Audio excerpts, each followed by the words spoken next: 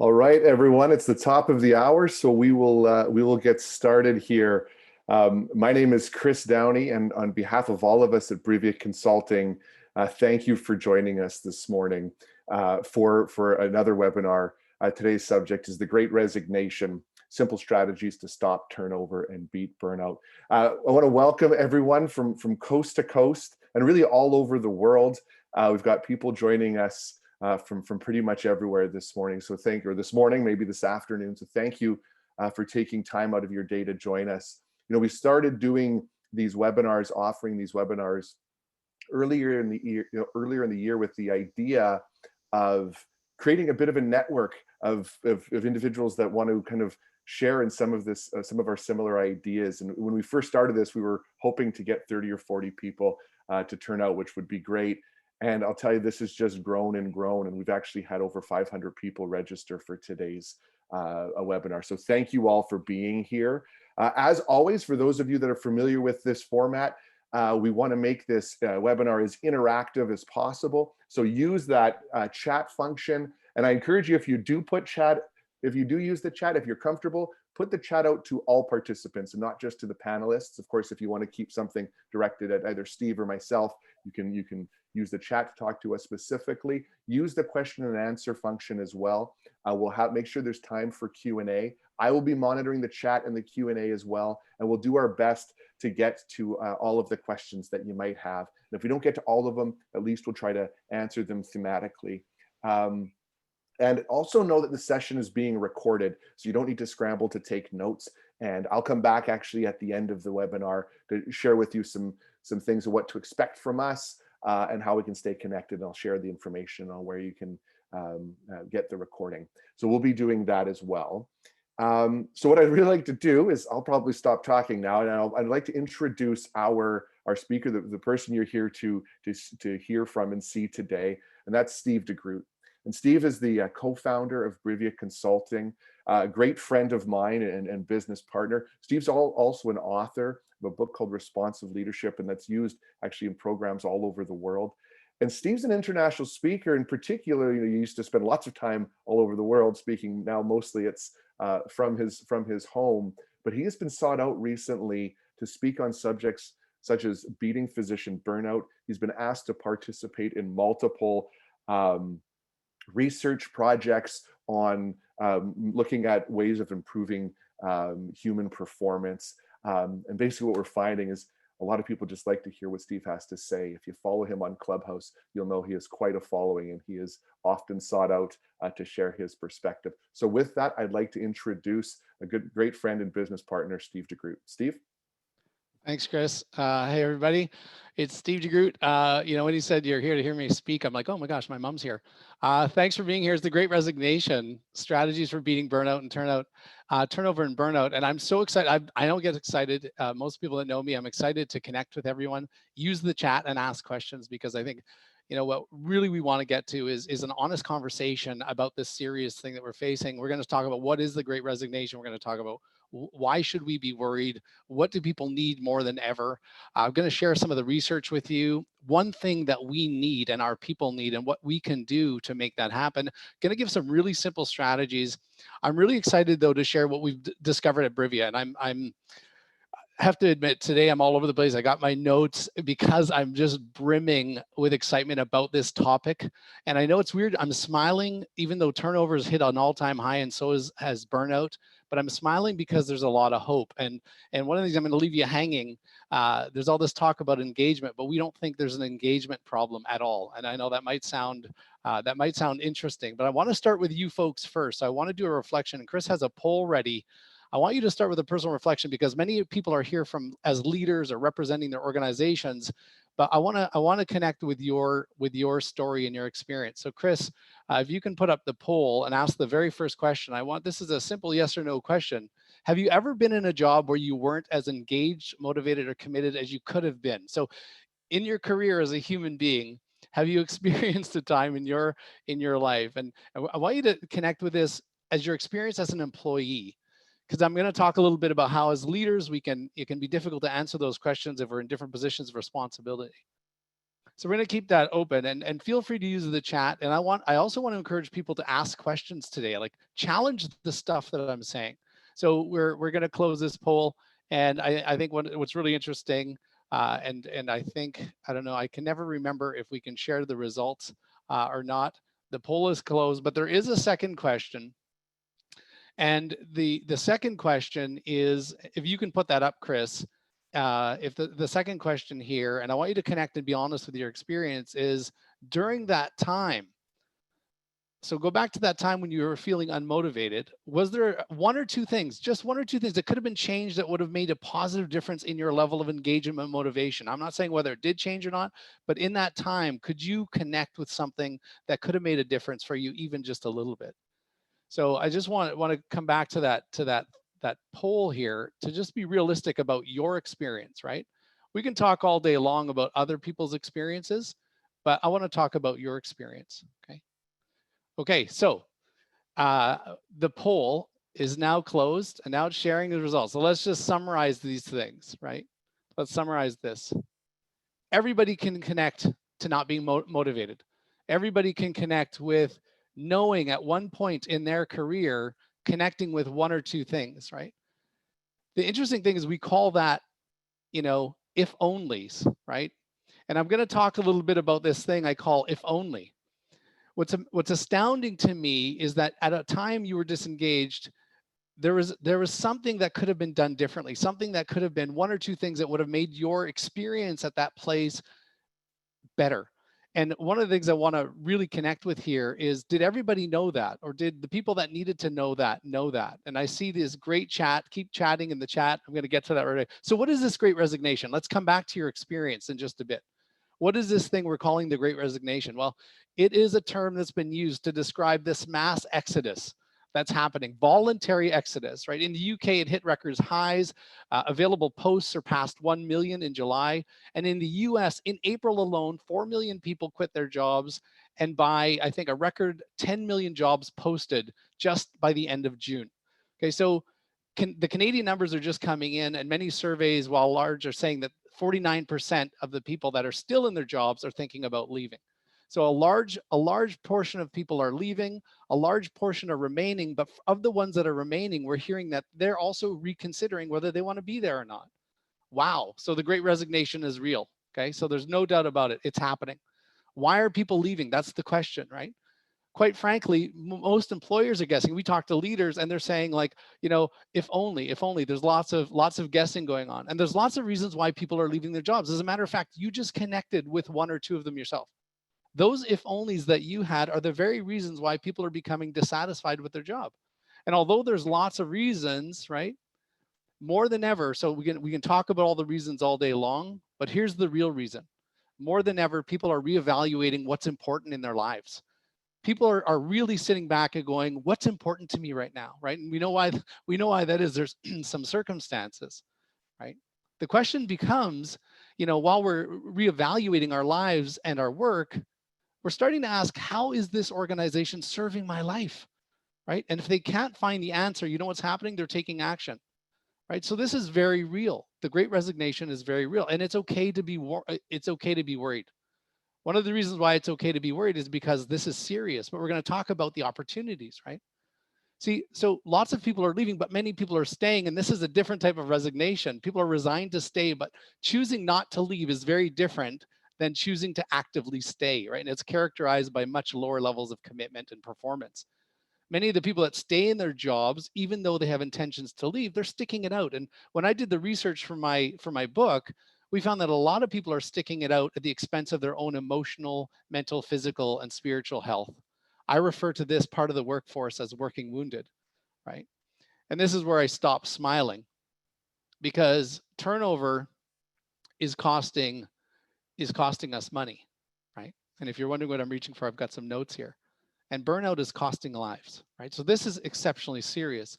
But we also have to have a serious moment of honesty, right? Here comes the honesty. The Great Resignation did not come out of nowhere. The Great Resignation didn't come out of nowhere, right? For about 20 years, Gallup, and love Gallup, great research, has been telling us for 20 years or so that engagement continues to go down. And it's at an all-time, disengagement is at an all-time high. The World Health Organization and the London School of Economics back in 2011 or so, when I was doing research, agreed that depression and mental health issues in corporate will be not only a demobilizer of the workforce, but it will be the second cause of morbidity for human beings at work, right? And in I think it's 2019, 1 year before the pandemic, the World Health Organization announced that burnout reached epidemic proportions. We can't blame the pandemic. It was an accelerant, but most of all, it was a catalyst and accelerant. People just don't have the capacity to tolerate what we used to put up with. Where did most organizations go wrong? And this is an issue that all of us in every single industry have to own. It's up to us to get to better. And as we stated, it's not only costing money, but it's costing lives. But there's some really good news, starting with everybody here cares. Everybody cares. Everybody that we know that we're talking to is saying we're worried about it too, and we want to do something about it. Here's another piece of really, really good news, and there's lots of hope as we go through this, is that not all organizations are struggling. There are some organizations that are doing really, really well, right? And we're starting to understand this, that it's got to do with the experiences of their people. There's less if-onlys. They're connected to the things that we're going to talk about, the things that give them meaning, right? But as I said earlier, very few things come out of nowhere. I like to say, well, cars on ice and meteors, right? But there was a story going on. There was a story going on that organizations didn't tune into that we need to, and that was the experiences of their people, right? They didn't connect with their people in a meaningful way. And you know what's interesting is there's a lot of if-onlys, right? Before the pandemic, there was lots of questions being around, but this wasn't really on their radar. Like now, leaders in every organizations are sitting around and they're guessing, if only we knew what they needed. And let's go back to the original reflection. You did know. Employees know right now what they need, right? So we don't have to go far. And that's why I wanted you to connect with your experience. So where did companies go wrong? Well, we didn't ask them. We did not ask them. Now, if you're asking, I don't want people to get defensive. I want to have an honest conversation here. Maybe we did, but we didn't want to know. Now, I want to talk to leaders as well, because I've been on the tour lately and helping validate leaders. Many leaders don't ask our people, and I'm guilty of this. I'm going to be honest. I was afraid that what I was going to hear, and this gives me goosebumps, I couldn't do anything for them. So I didn't ask for almost a decade. I didn't ask my people what they needed, right? And it's important for me to say that I'm not going to let organizations off the hook, because sometimes they really didn't want to know, right? And sometimes when they asked the wrong questions. They were asking them what they wanted to know. Leaders were asking what was important to them or relevant to the board, right? Many of us have had this experience of being asked, right? And sometimes when we're asked, there's no follow-up, there's no follow-through, right? There's no ensuing action. Many of us had that experience, right? And this is one of the things I've been saying lately, right? Because we're getting back to, gotta ask them, like, yeah, you know, people are survey fatigued. We're not survey fatigued. We're freaking disappointment fatigued, right? So there's a whole bunch of if-onlys, right? Many of us had that experience. If only they asked, if only they asked, if only they listened, and if only they did something. So what our people need more than ever, right? The things that were important before the pandemic are actually essential now, right? They become essential. And one of the things that we're seeing is that it's meaning, or a meaningful experience, a connection to one or more aspects of the work. Think back to your own if-onlys, right? If only I had, you know, more meaningful supervision. If only I was clear on my role. If only we lived the values that we said were important. If only I could move my desk. If only I could work from ...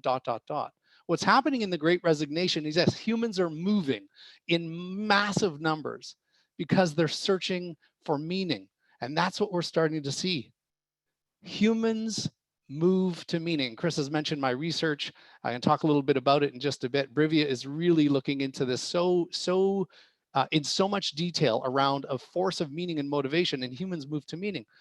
We know how important it is. Good friends of ours at the Viktor Frankl Institute that we've started talking to again, right? Let's start in the hashtag deep, meaning humans, we are searching for meaning in our lives, right? Viktor Frankl, author of Man's Search for Meaning. Beautiful, beautiful work. It's making a resurgence because meaning is one of these things that we're seeing that is having a major impact.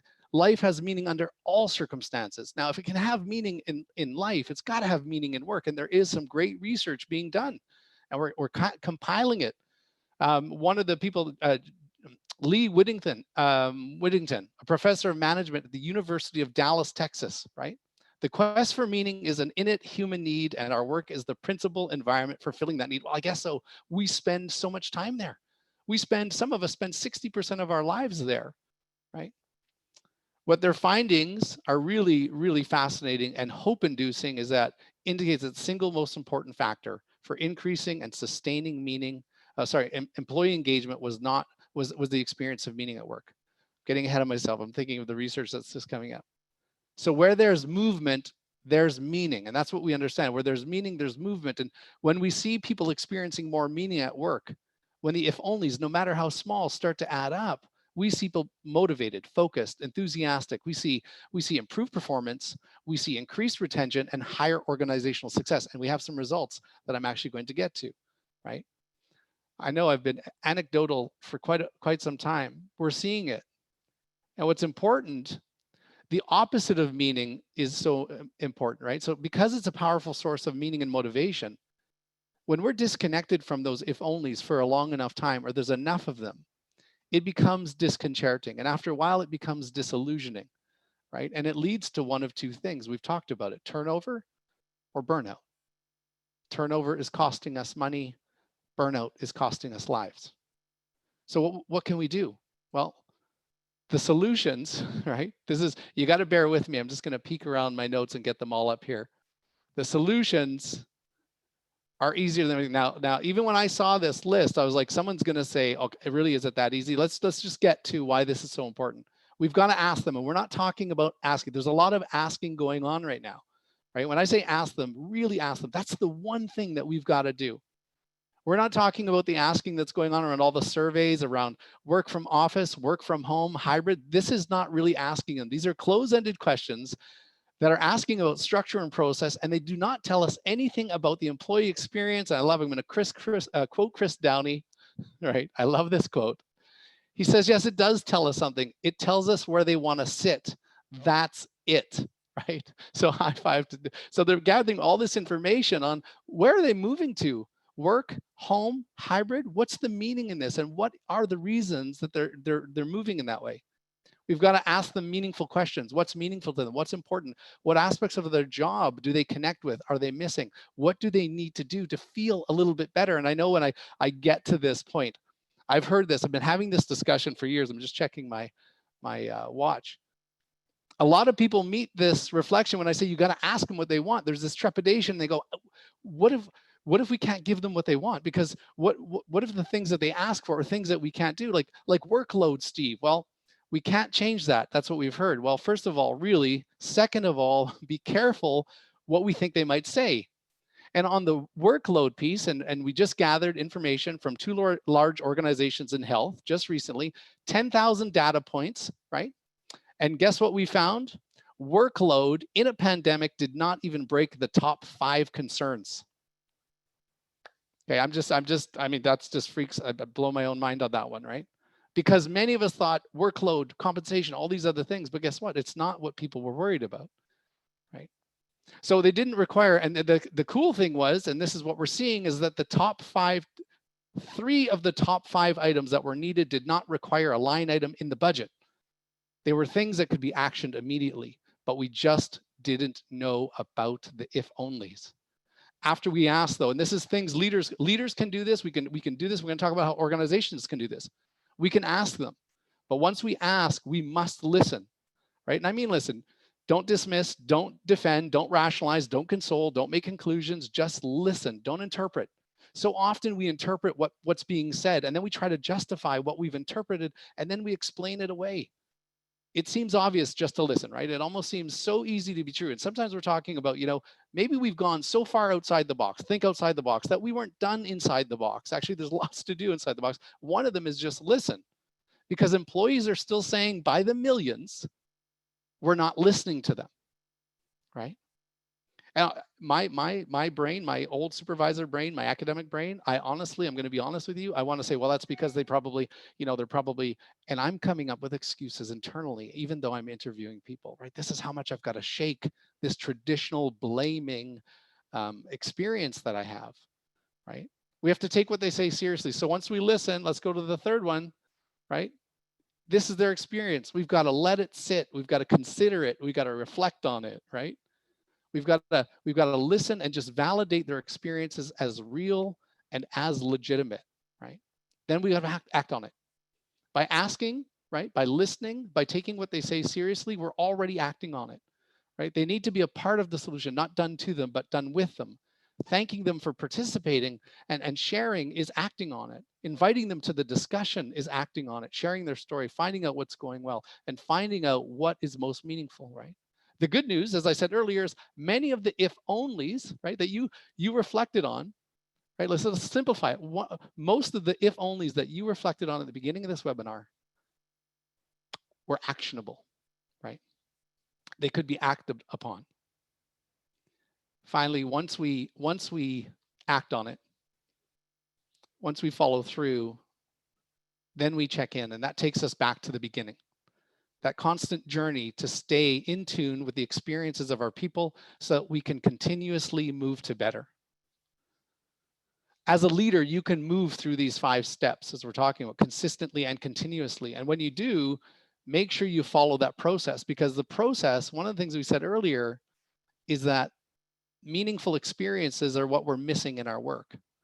Following these 5 steps continuously and consistently will create what we already know is a meaningful experience, right? So for many employees, we've heard the if onlys. So we've got to go through all those steps, because go back to your experience. Sometimes we ask and then we don't listen. Sometimes we ask, we listen, but we don't take it seriously.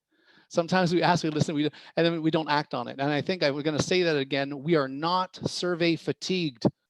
We are disappointment fatigued. We are tired of being asked what's important to us and not being heard and not having anything done with it, right? So every leader can do this. How do you do this if you're a company of 100 or 100,000? Now we're going to come to questions, because if there's something that I said that you want to confirm, affirm, or even challenge, let's have that conversation. So throw your questions in the chat. Throw them in the question and answer area for Chris. This is an opportunity, right? This Great Resignation is an opportunity for companies to curb turnover and beat burnout by tuning into the experiences of our employees so that we can move to better. This has been the mission. I'm going to talk a little bit about Brivia. By the way, Brivia means by way of meaning. And for most of you that are on this call, you know that the people that I work with and the team at Brivia, we have been pursuing this idea for meaning for over 20 years, right? So it's been our mission to make work and life meaningful, right? And what's really, really driven us is a little bit of skepticism, right? And that's what we really respect skepticism. And that's why we love questions and comments and being challenged, because skepticism is earned, but we want to challenge it, right? Our passion to make work meaningful, because we know not only does it stop turnover, we see that it takes a big bite of burnout, right? It improves mental health. So how do we do that? How do we get there, right? We don't have an engagement problem. So let's get into the concrete things, right? We don't have an engagement problem. This is what I said earlier. You might be sitting there going, wait a minute. We've been told for 20 years that we have an engagement problem and it's getting worse. Well, one of the things that we've been saying at Brivia is that we have a meaning problem. We are dislocated, disconnected from the things that give us meaning. Now, it doesn't have to be the whole job. It doesn't have to be every aspect of the job. The research is showing that it's one or more aspects of the job to have a meaningful connection, to have more of a meaningful experience. And most of you in the beginning, let's simplify this. If only that one thing changed, you would feel and do better about work and at work. So here's the thing that we've learned from our research. Engagement is an output. Now, I don't know if I've got time, but we had an epiphany several years ago when we were working on this. Pulled out all the research on intent to leave, motivation, performance, all of this stuff, all of the wonderful questions from the great think tanks that have developed engagement surveys. And one of the things we realized was engagement is an output. Engagement is not an input, right? So we're measuring, maybe we're measuring the wrong thing, or maybe we're asking the wrong questions. And I thought, maybe if you use engagement as an output to measure what you think is the input, that's almost like saying, let's use the waves, the wake of the waves in the water to determine where we're going. So the most tools are missing the true source of optimal performance and engagement. Therefore, to truly improve the employee experience, thereby their performance, their focus, their commitments, all that stuff that we've been chasing that's been going down, is we must measure the input, the source, right? Which is meaning. Engagement is rooted in meaning and meaningful employee experiences, and meaning is more accessible than you think if we ask the right questions. And this is really cool, making it tangible. Chris is going to share some things with you after the question and answer period. What's really cool is we're starting to figure out meaning is not as hard to access as we think. And we're going to send you an exercise for yourself and for the people that you work with, that you can actually start to access meaning. Which aspects of work, how can we recreate a meaningful experience, right? And this is what's great. You don't have to leave your job. You don't necessarily have to leave your job. So engagement is rooted in meaning. So we created the M3. This is what I'm so excited about. The most meaningful measures, right? It's quite simple. It's a measurement tool. It's a survey. Yes, it's a survey, but it's a different type of survey. It's developed from our research, which we refer to as the core algorithm, and it asks employees a couple of things. It asks them, what's most meaningful to you? And what needs to happen to feel a little bit better at their work? And what's really neat is I'm going to share with you some of the outcomes that we're already seeing, some concrete outcomes. So they're asked also simple things, right? How are you doing? Where are you finding meaning in your work? And then we ask, what needs to happen? And the questions are a little bit more specific than this, even just a bit more, to create more meaning and a meaningful experience as you carry out your work. The survey is accurate. I'm going to open it up to questions right away, identifying key meaning domains, the things that are associated with meaningful experiences at work. And then they identify clearly meaning maximizers, which are the areas that we can action immediately to start accommodating all of those if onlys, to start elevating a better experience at work, better performance, better engagement, better retention, right? And really take a bite out of burnout, improved mental health. The whole process, so this is what I'm talking about, the whole process is fast and efficient. The survey takes approximately 4 minutes, right? And the results can be turned around faster than it takes most surveys to be completed. And this is what's really cool. And this is what I'm so excited about, because I love action and I love results as much as I love the loving all humans and the fluffy stuff, is that managers are provided a detailed step-by-step guide that helps their team action the results immediately. It almost sounds too good to be true. And as I said, your skepticism is earned and it's real. And we love skepticism and we love to challenge it, right? So we've had the privilege of working with health facilities around the world, but in particular, using the M3 in multiple provinces. And here I'm going to report on some of the, we can't state that, we're getting permission, and you're going to see the results coming out very soon. The results are exceptional, and we're seeing a difference that's making a difference. They're reporting lower numbers in workplace complaints and lower numbers in turnover, and staff are reporting feeling and doing better at work. And this is just the start, right? There are new actions and processes in place as a result of the information that they're gaining that's driving a better experience and improving more meaningful experiences at work. So what I want to say, and I'm going to open it up to questions and comments here, is who is the Great Resignation great for? When I started this, I thought maybe it's great for employees and it's not so great for companies. But you know something? The Great Resignation is great for all of us, because there's a real opportunity for us here to curb turnover and really improve mental health and emotional and social well-being by taking a bite out of burnout. Right. So I'm going to open it up to questions. So I'm going to pass it over. Well, before I pass it over to Chris, I want to say something really, really important before we get into the questions and the discussion. At Brivia, we know that you care about your people. And we do too. And we love to help. So if you'd like some help, reach out. Chris, let's have some questions. Let's have some discussion. Looking forward to it. Yeah, Steve, there's lots of activity here in the Q&A as well as in the chat, which is great. And one I'm going to start, I was totally anticipating getting, and it's one of the first ones that showed up today. But what if you can't give them what they want or need? What if you can't give them what they want or need? Well, that is a really common fear, but often, most times we support people to find out what is the meaning in what they're asking for. So even if it's to work from home, what's the meaning? Is it they need more connection? Is it they need some space to take a break? I was telling a story the other day. One of my favorite stories. I was asked by one of my team members to have daily supervision. And I got worried. I was like, wow, before I said that can't happen, I asked a question that we use in our training, which is, what difference would that make, Lindsay? And she said, well, I just want to know I'm on track. And I went, oh my gosh. So we figured out what on track was, and it was checking in every 2 weeks with some specific information that reassured her. So I want to caution everybody to not let that fear stand in the way of asking them. And when they share what they need, follow those steps and ask, what difference would that make? And look for the meaning in this. Because what we're seeing is usually the first thing that they ask is information, but there's some meaning there if we can get to it. Okay. Thank you for that question, Chris. That's excellent, Steve. Thank you. A few more here. Um, and here's one for you. Actually, just to share some insights. Do you have any insights for resolving political issues? So the example being when a company embraces a political issue and some employees feel disengaged as a result.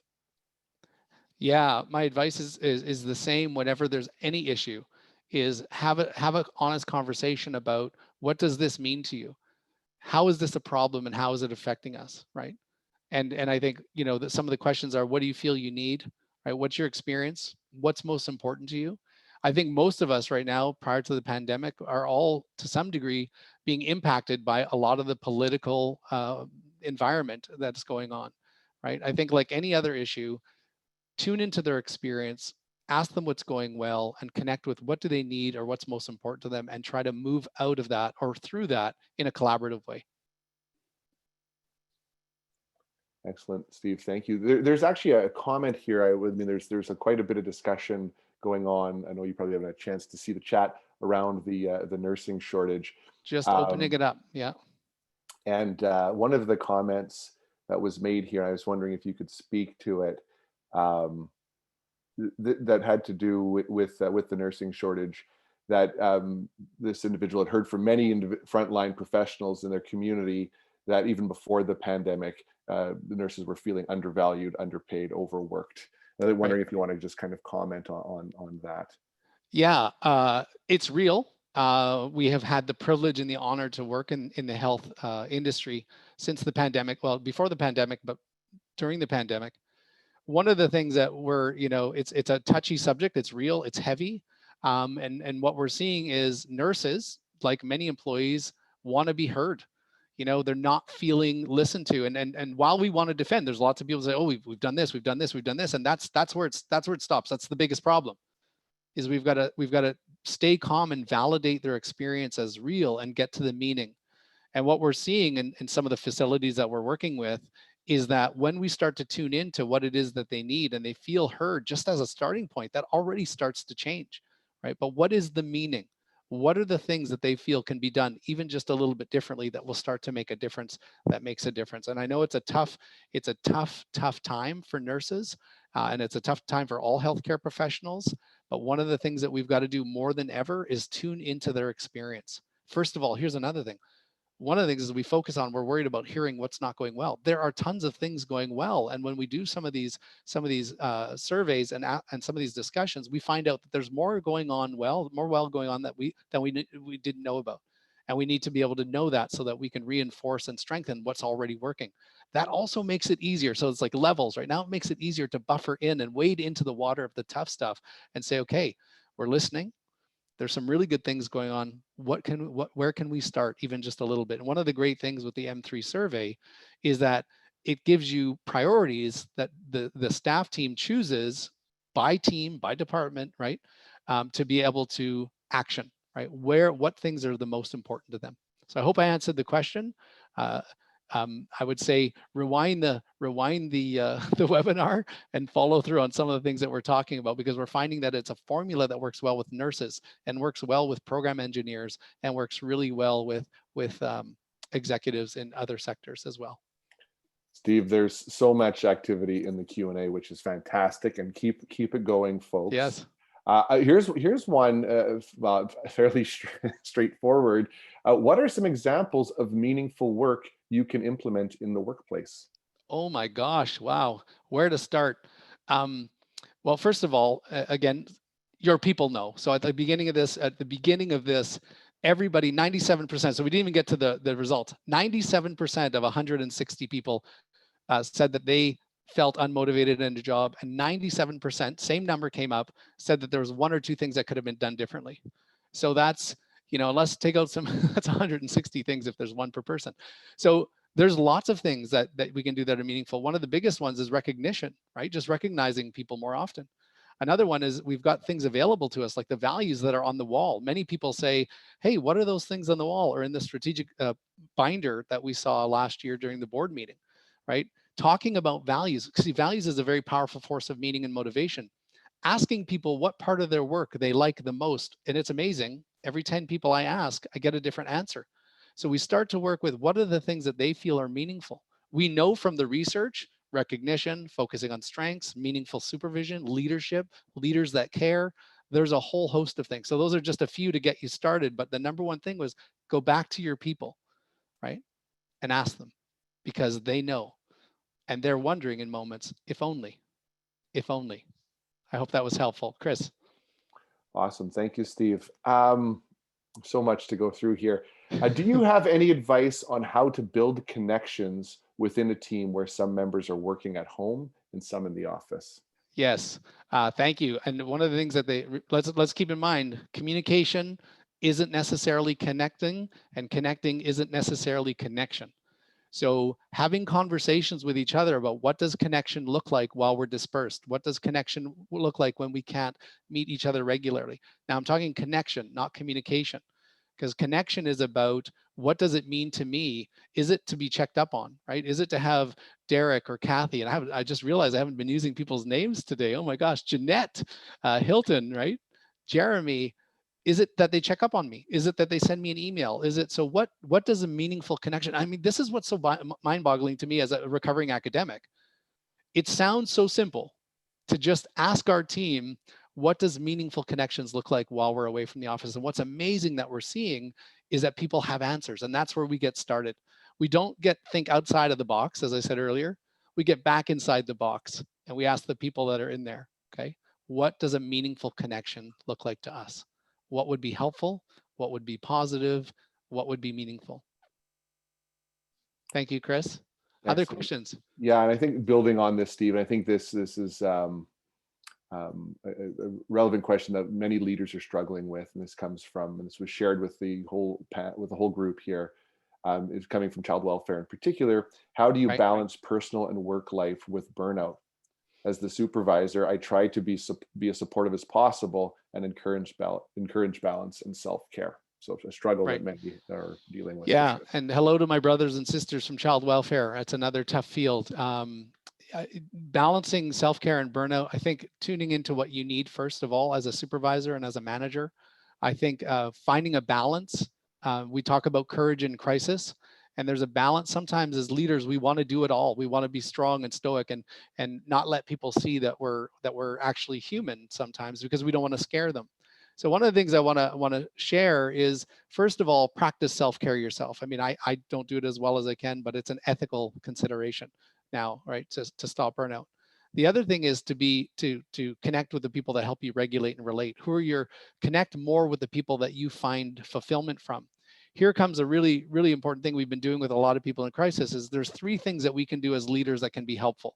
One is show vulnerability, but there's three things. So it's okay to say I'm scared. It's okay to say I'm tired. It's okay to say I'm overwhelmed. It's okay to say I don't have the answer. So that's the first thing is show some vulnerability. Follow it up with optimism though, and this helps for us. There's a lot of research on the optimism being the difference between getting up and giving up. It's so you show some vulnerability and then you move into optimism and say, something, we've done this before. We've been here before in different ways, but we can do this. And then you move to our very next action step. So what are we going to do today or this week or this month, whatever we're focused on. So that's courage. That's courage in crisis. So vulnerability, optimism, and action. And in terms of the balance, sometimes I think just being honest with our team about where we are as a supervisor, it's amazing how many people step up to help us. to help us out and help us through. So those are the first things that I would think of. Thank you. Excellent, Steve. Thank you. Um, Again, so many questions here, but here's one that is, well, actually, here's one I will throw. There's a few iterations of this. People are leaving. Where are they going? Yeah, that's a really good question, right? That is such a great question. Where are they moving to? Because humans move to meaning.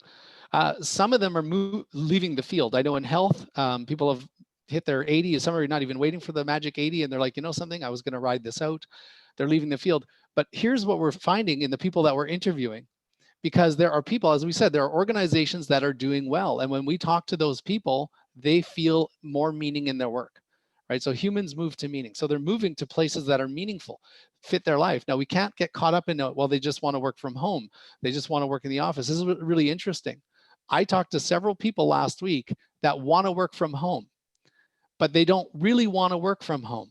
If they had certain things that were different in the office, like, and I'm going to say 3 of them, that people were being recognized more often, that they had a little bit more focus on things that were interesting to them, and if they had leadership that was more meaningful and helpful, right?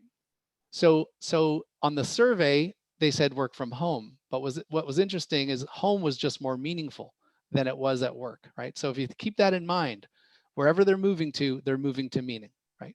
Sometimes people think it's because it's higher compensation. Well, maybe that's more meaningful, right? So we've got to be careful about our assumptions and connect with them.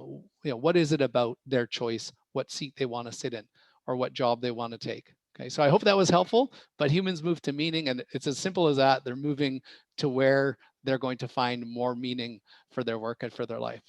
Does it fit? Thank you. Chris. Excellent.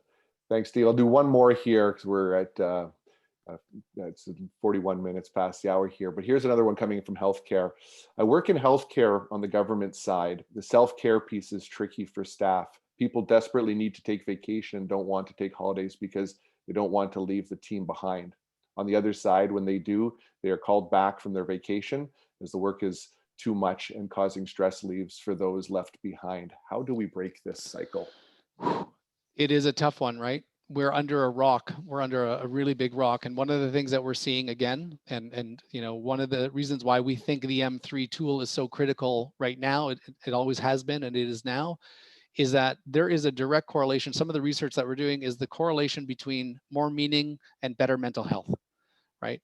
And when we feel that the work has more meaning, when we feel like we're being recognized, when we feel as a team we're cohesive, when we have a leader that cares and is providing meaningful and helpful support, we cannot underestimate the power of this, right? When we look to the current circumstances now and it looks like turnover and burnout, where do we start? And people are like, oh, have a conversation, and it feels like it's too simple. But one of the things that we're seeing is we do what we can to connect and create a meaningful experience, right? The question about, are we connected, whether we're dispersed or whether we're in the office? You know, these areas of meaning that we're starting to see are no small addition to their reservoir of self-care and well-being, right? So, and I'm not minimizing workload, and I'm not minimizing how hard it is to work. What we're seeing is that people that feel meaning and they have a meaningful experience to one or more aspects of their work, they're stronger, they're faster, they do more, they're optimistic, and there's research showing their mental health and their social and emotional well-being is much better than those who are not experiencing it. Okay, so we've got to live together, everybody, right? We really do got to live together. I hope that was helpful, Chris. Well, it was for me, Steve. Hopefully it was. And I'm looking in the chat and some of the feedback we're getting, it sounds like it is. I think one of the things I'll say here, we can't get to all of the questions, but there was a number of folks acknowledged that we're so action oriented often as leaders that we feel obligated to solve, and we skip over step one, which is really listen. And what I'm hearing from what you were saying was connect with the meaning that whatever the issue is that holds, and once you do connect with that, that opens up some possibilities. So Thanks, that Chris. was I think we'll have to put a cap on the Q&A at this point. We're coming close to the end here. Well, yeah, and I'm gonna pass it over to you, Chris. I wanted to say for everybody that's here, thanks for being here. And we are on to something. Everyone here can make a difference if we just do those 5 things: ask, listen, take it seriously, act on it, follow through. And I want to say thank you. We're here to help. We love to help. I'm going to pass it over to Chris. He has something very special for you guys. And take care and stay safe, everybody. Okay. Yes, thank you very much, Steve. And thank you all for joining us. Thank you for the active participation. This was no surprise, but we really appreciate it. Sorry we couldn't get through all of the questions. We absolutely will make the recording available to you. I will send out a follow-up email with a link to the recording. So feel free to listen to it, watch it as often as possible, and share it with anyone that you feel could benefit from it. I'll also send you some information. Steve talked about the M3 and that exercise that he mentioned. I'll share that with you as well, that you can try and also share with your organization. Honestly, folks, there's so much going on in the chat here. We would love to hear from you. So do not hesitate. I'll make sure our contact information is in the email. Reach out to us. Let us know what you're struggling with, and we'll do our best to share insight to help you, even if it's just a little bit in your area or organization wide. We sincerely mean that. We want to hear from all of you. So thank you again for joining us. We'll send that information back out to you, along with info on our next webinar, which we'll be getting to you in the next 6 or 8 weeks. So thanks again, everyone, and have a great day.